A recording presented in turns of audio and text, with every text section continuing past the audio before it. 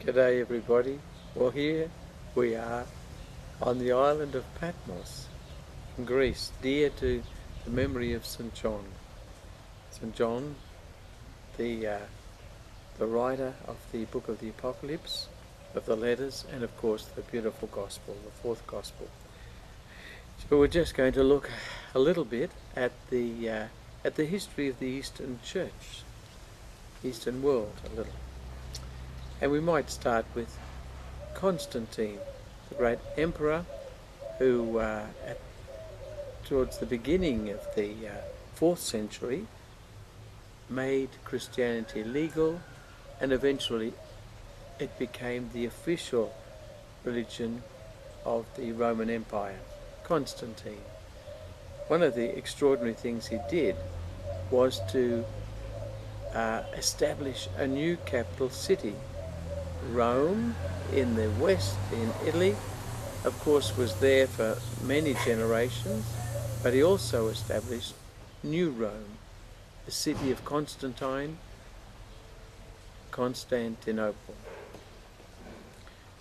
With that move, a lot of the power really moves to that part of the Roman Empire, the Eastern Empire. It certainly was more populated.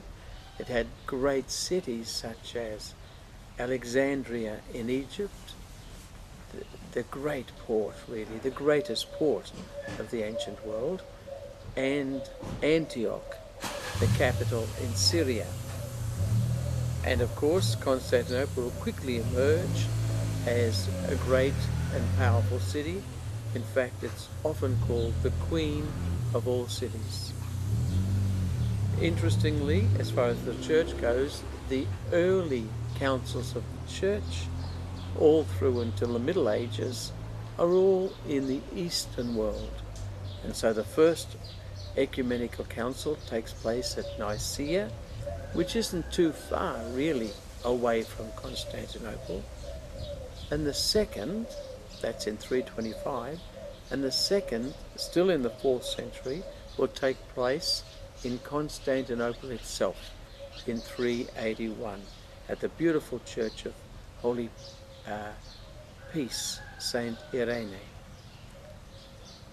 We notice also that around this time, as the church adopts really the Roman way of administration, we have the Roman system of dioceses being established, and each of the main language groups, of the really major ones in the major cities, has the religious head, a patriarch. And so you have the great city of Alexandria has its own patriarch, and that's for all the Egyptians and those that are Greek speaking, which is the educated people, and the ordinary people who speak Coptic. Then in Syria, the wonderful city of Antioch, and it's the capital of those who speak Syriac. Of course, the educated people again are Greek speaking, but the majority of people speak Syriac, and a few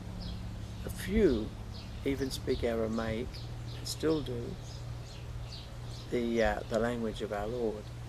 Of course, Constantinople quickly becomes a patriarchate as well, because it's the capital city, and the ancient Rome, of course, is a patriarch of all the Western world, right down really into the Balkan area. That's still part of the Roman patriarchate system. And a little patriarchate is established in our holy city, Jerusalem. So we have 5 patriarchates, and 4 of them are in the east. Just as we move through the 4th century, we notice also, right at the beginnings of that, monasticism in Egypt takes off, and it rapidly spreads throughout the Eastern Empire, and later in the 4th century, the latter part, into the Western world as well. In the early 400s, we can see in Constantinople, because it was the Roman Empire, the language of administration had been Latin, even though the language of culture, of course, was Greek. But early in the 400s, Greek replaces Latin. So all the official documents are only written in Greek. So it's moving away from the Latin world. And they establish a chair of theology, a university really, a Christian university in Constantinople, a bit in opposition to the pagan university at Athens. Jumping a little, I think the next big symbolic date, we've talked about 330, the establishment of Constantinople. The next big symbolic date I would suggest is 476. That's when the last Roman emperor is deposed in the Western world. The last Roman emperor. No more Roman Empire really in the Western world. We say that the Germans, the Goths and all that have just taken over, and there's very little power left from the Roman side of things in the Western world. There is an outpost of the Eastern Roman Emperor, in Ravenna, a glorious city in the northeast of Italy.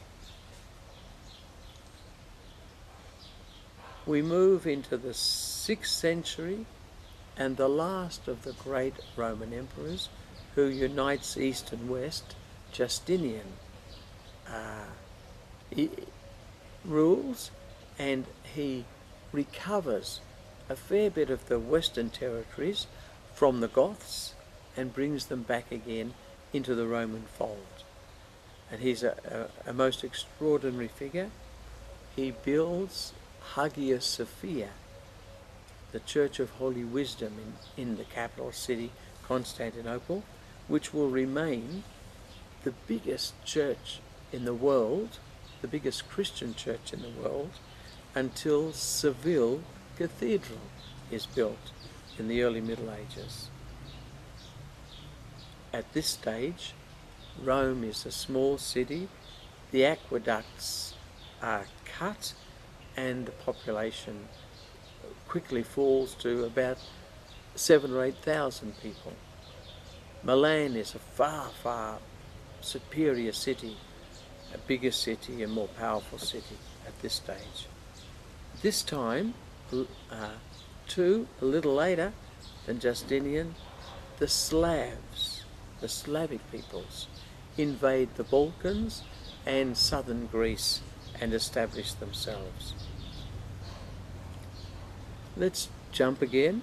Let's jump to the time of Muhammad, the time when Islam erupts very, very suddenly into the world. In the 630s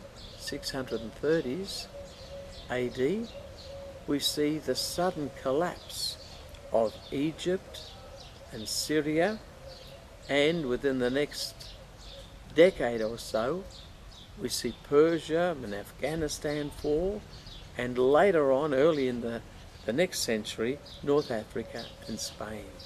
So that really a fair bit of the Mediterranean is surrounded by Muslim countries now. And it's an unsafe sea for us to travel in. Some people say that marks the very end of the ancient world with the coming of Islam. One effect of Islam, you might remember that in Islam they don't picture God in any way, nor do they picture saints and that sort of thing. They have other ways of decorating with animals, with foliage, with geometrical patterns and so on, but not human figures, especially saintly figures. Now that mentality has within a relatively short time, a couple of generations, a big effect on the Christians of the Eastern Church, because they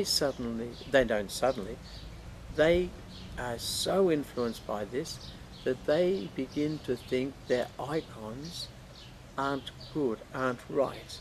And so we have a movement that is called the iconoclastic movement, which is to get rid of all the icons.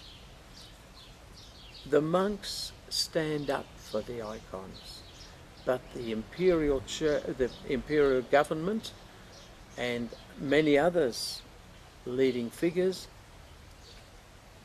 don't want icons, and so they get taken down from the churches and smashed, and it's a very hard and a very difficult time, and there are big battles going on.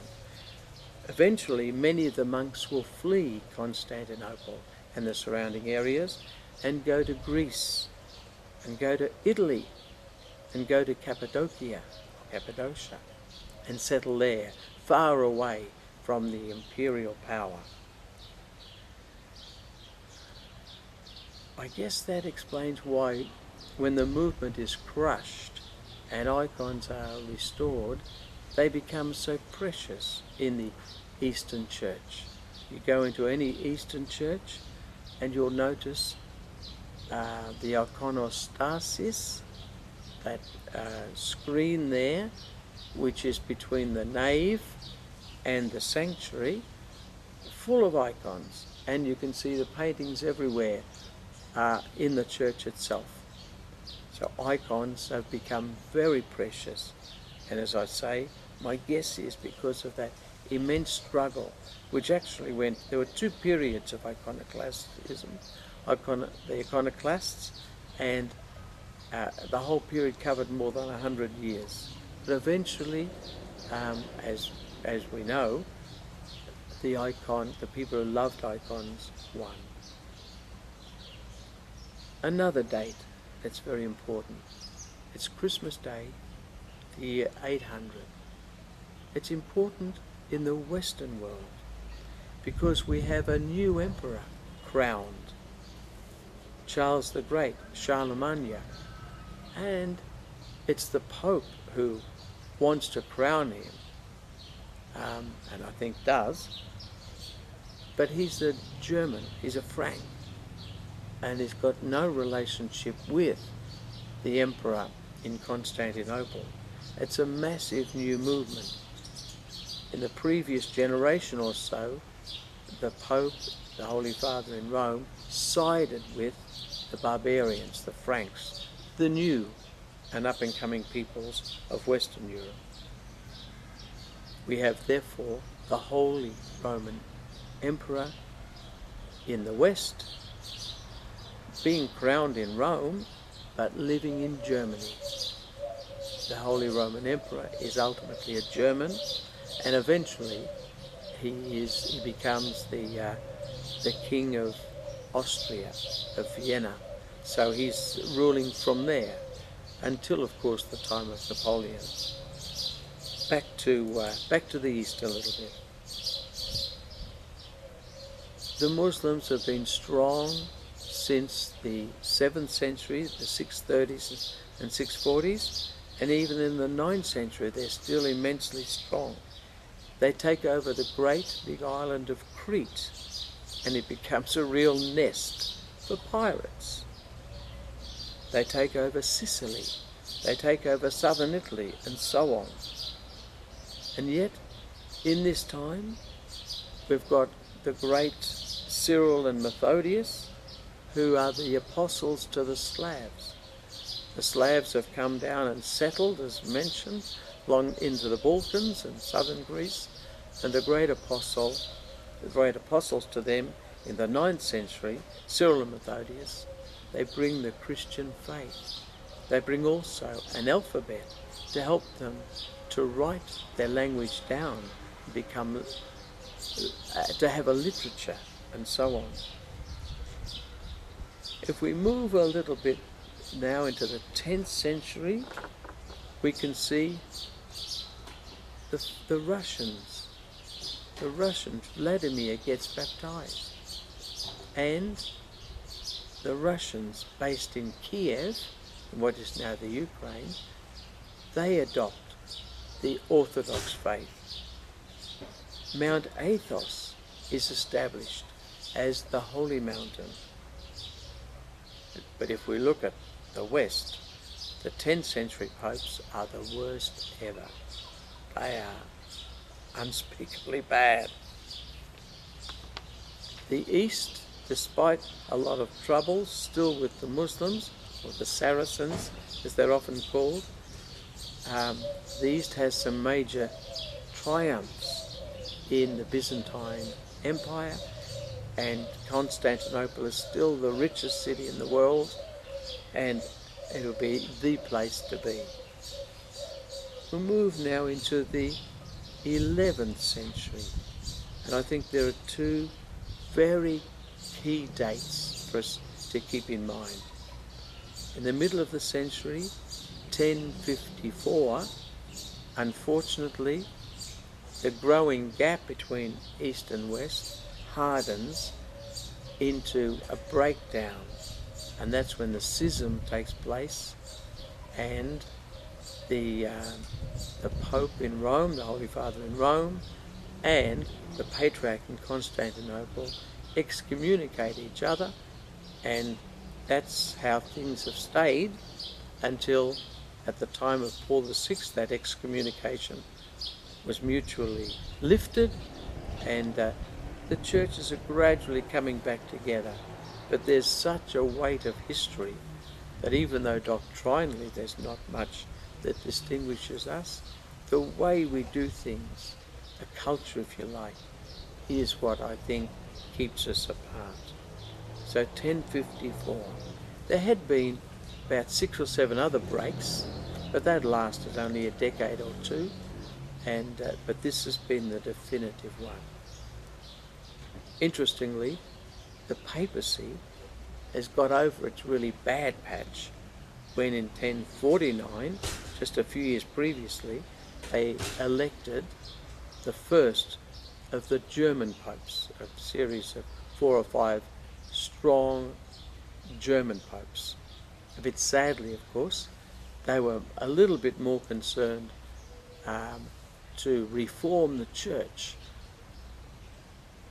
in a way that was fairly narrow, at least in some ways, and not open to the Eastern world.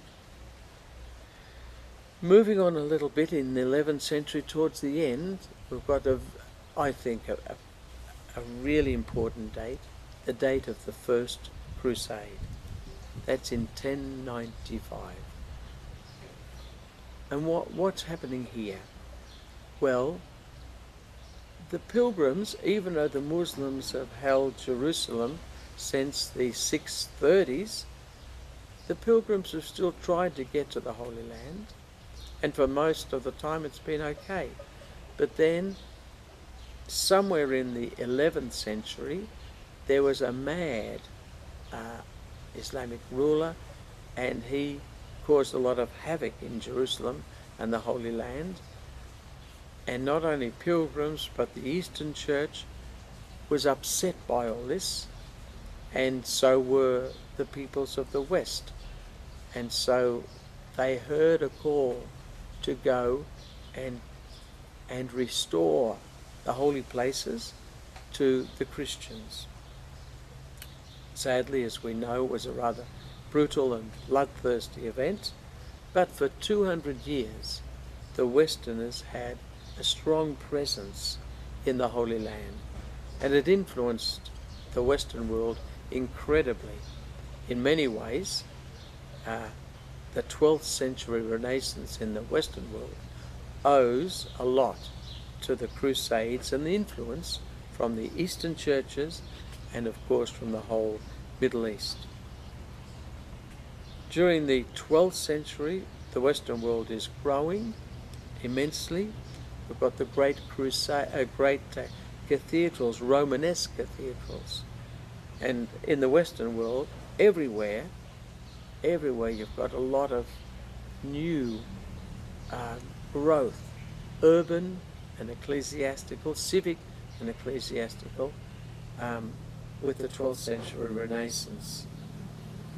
But nothing still matches Constantinople over in the east, nor its second city, which is Thessaloniki, the second city of the Byzantine Empire. We come now to a sad date, I think, for all of us, and that is the year 1204. We have the Fourth Crusade. The Fourth Crusade. And, unfortunately, its religious purpose was minimized by the fact that the bankers of Venice especially, but also Genoa, infiltrated and influenced the people who were running the crusade to actually diverted their attention from their main purpose of liberating some of the areas in the Holy Land that had fallen again to the Muslims, and they went into Constantinople itself and plundered it. Much of the wealth they took back to Europe, and sadly the empire in the east, Constantinople itself, was weakened. In fact, as we look at it with the hindsight of history, mortally wounded. It's never really recovered in the couple of hundred years it had left.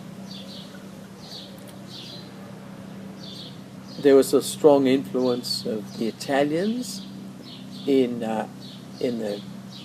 Greece and other parts of the Eastern world, thanks to the influence of the Fourth Crusade.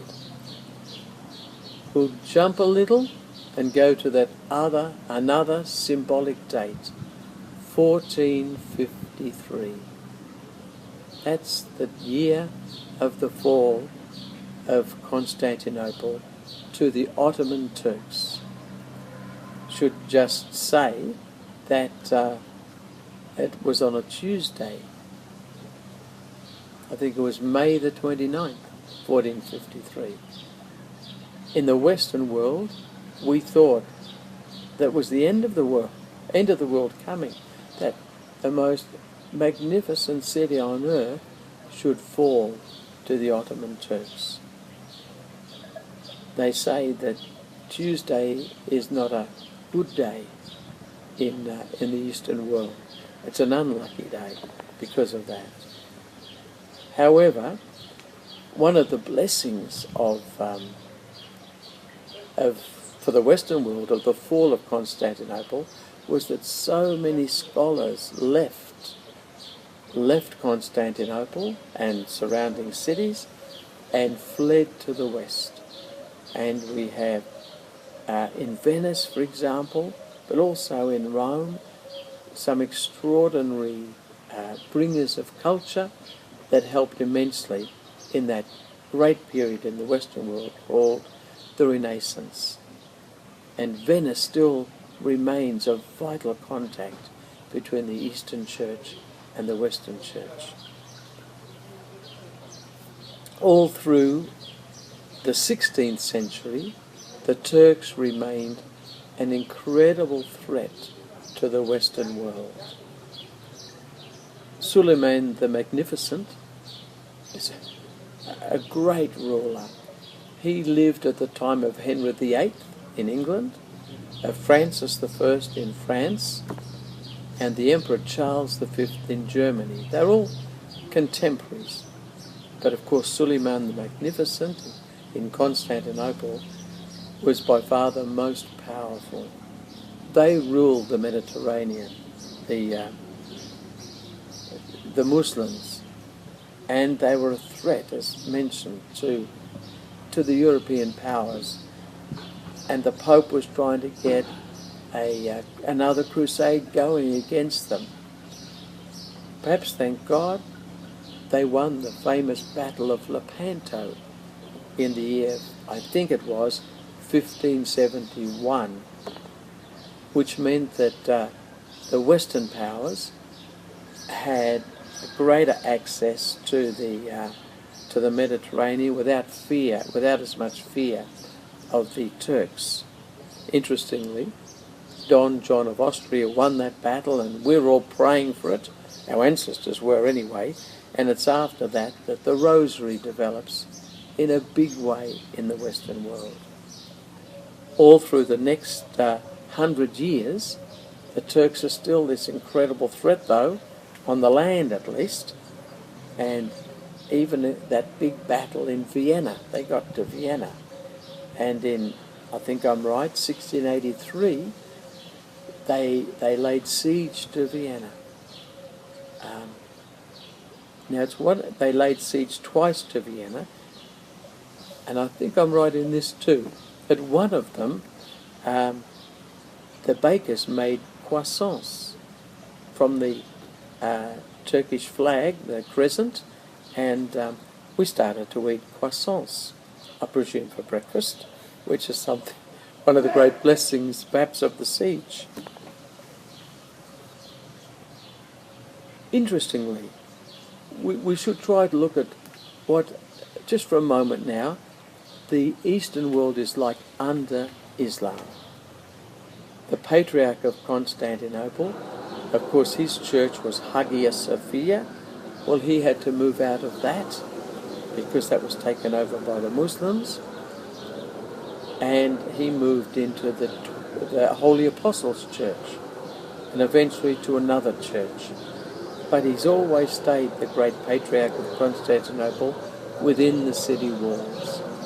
And even though these days there's only a few thousand Greeks left in the city, I don't think we'll ever see the Patriarchate moved from Constantinople.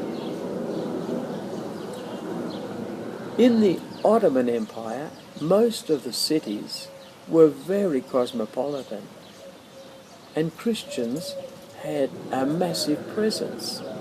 So if we look, for example, at Constantinople itself, it seemed to remain 42% Christian, pretty well all through its history.